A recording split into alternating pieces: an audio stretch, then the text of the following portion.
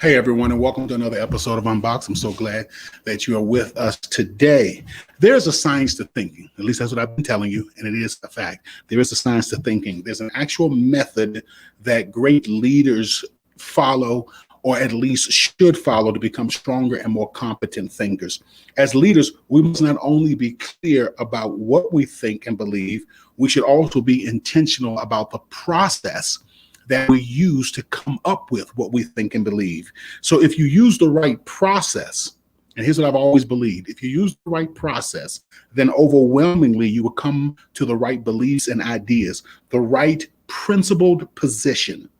Last couple of times I mentioned the book How to Think by Alan Jacobs. I also shared my thoughts and beliefs regarding abortion, and I also told you about how I came to hold these beliefs. And the last time we were together, I took an honest look at myself and my motives for believing what I believe about abortion. And this is the thought that I gave. I'm gonna put it up on the screen real quick. It says, look honestly at yourself and your motives for believing what you believe, and do it more or less continually. Look honestly at yourself and your motives for believing what you believe, and do it more or less continually. Today, I'm going to unbox what a leader does when they are faced with new information and other perspectives on an issue. Stick around. I'm Dr. Robert Davis, family life educator and relationship coach, and welcome to Unboxed, a frank and straightforward conversation about relationships. We're going to talk about family, church, workplace, and all other types of relationships. Join me for the next few moments as we unbox the power and potential of relationships and help you to live your best life. All right, gather around. So glad to have each one of you here today. Please do me a favor before we get started. Make sure that you like, subscribe, and share. And also click on the notification button if you're following us on YouTube, so that you can know when we come out with new information or new broadcasts. Okay, and if you're listening to us via podcast, make sure that you check out our website. It's www.swg-unboxed.org. That's swg-unboxed.org. All right, let's conclude our series on the science of thinking. And so here's the formula. The process for coming up with the right decisions, for developing principled positions. I share them with you. I used abortion as an example. Let me give you that quote one last time. And that is, look honestly at yourself and your motives for believing what you believe, and do it more or less continually. To thine own self be true. To thine own self be true. But what do you do? And here's the catch. What do you do if you're faced with new information and other perspectives on an issue? Okay, what do you do? So now you've come to this principled position, you've looked at yourself, your motives, you thought it through, you come up with a position, and now you get new information. That happens all the time. You hear another perspective. You're like, wow, that's a wonderful perspective. All right, so what do I do now? Do I dig my heels in and say, well, you know what? I went through the process. I came off a very good principled position. Here I take my stand. I can do no other. God help me.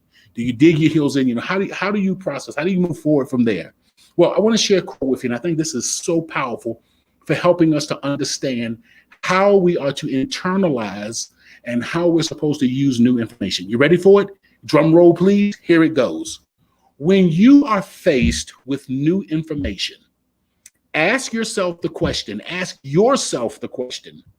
am I being persuaded by the merits of the facts and the force of the argument, by the nature of the relationship? Okay, I just got new information. Am I actually being persuaded by the new facts and the force of the argument? Or is it because of the nature of the relationship that I'm willing to adjust my principled positions? I'm willing to adjust my beliefs, et cetera, et cetera. Does that make sense? All right, let's go through a little exercise together real quick. Okay, I want you to think with me. It is 1845, the great years of American history, when humans were allowed to own other human beings. It's 1845. You are a devout Christian slave owner from Columbia, Tennessee.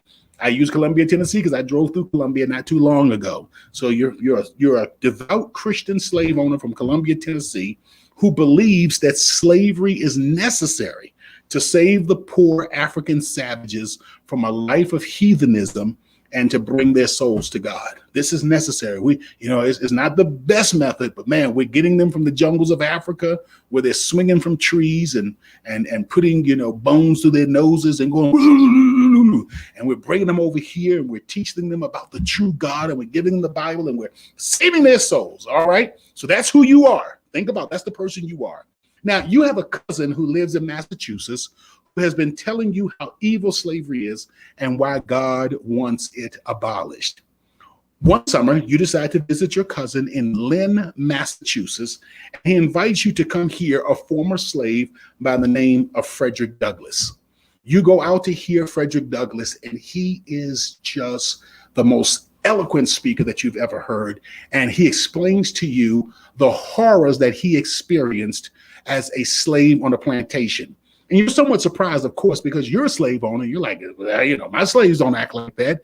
They seem to love me. And when I come around, they seem so happy, smiling, grinning, and scratching. Why, this man is saying that the reason they do that is because they're actually deathly afraid of me, that they despise and hate me, that when I separate mothers from their children, it's the most evil thing in the world. And I'm hearing this now for the very first time. All right. But remember, my cousin's been telling me all this time before about whether or not about how I need to change from my slavery position to an anti-slavery abolitionist position. I want you to get something. And I set that up for you. Principled positions. Here's a principled position. I believe that I have a responsibility to introduce people to God.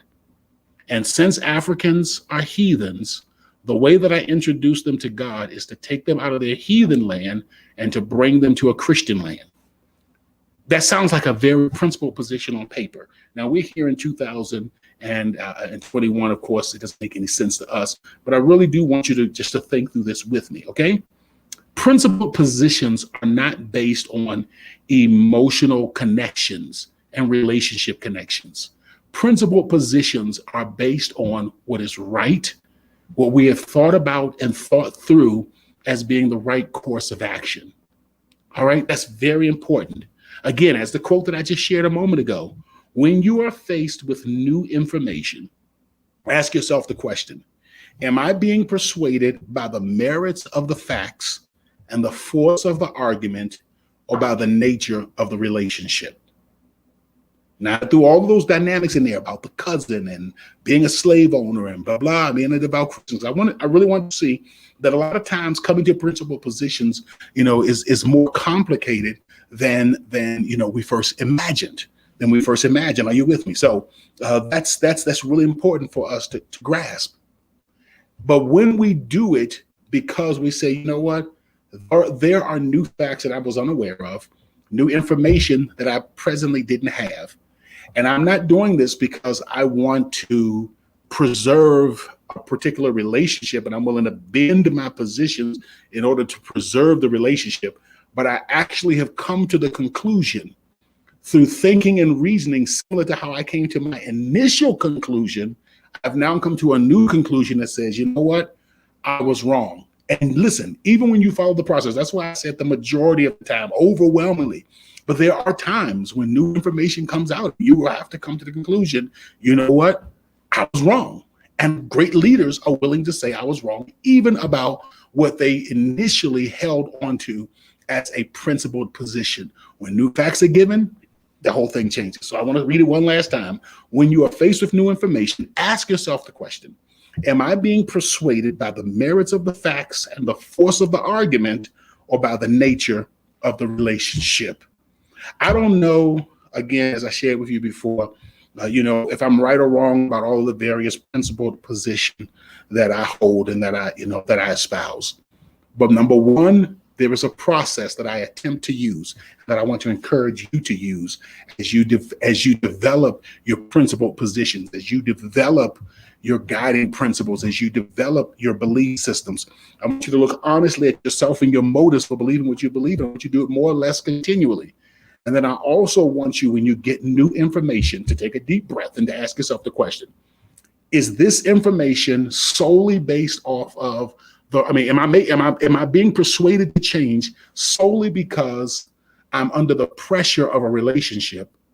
Or is it because this new information, the new merits actually do change the equation and I have to go along with the new facts? We want to preserve relationships, but we don't want to bend and change principles to preserve relationships. And as counterintuitive as it sounds, as leaders, when we are intentional about being our most authentic self, that is the way that you unbox the power and the potential of your leadership. That is actually the way that you unbox the power and the potential of every relationship. I'll see you next time. Seasoned with Grace, Unboxed also provides healthy relationship training and leadership development for businesses, churches, and community organizations. For a free consultation to discuss your team's needs, please contact us at our website at swg-unboxed.org. That's swg-unboxed.org.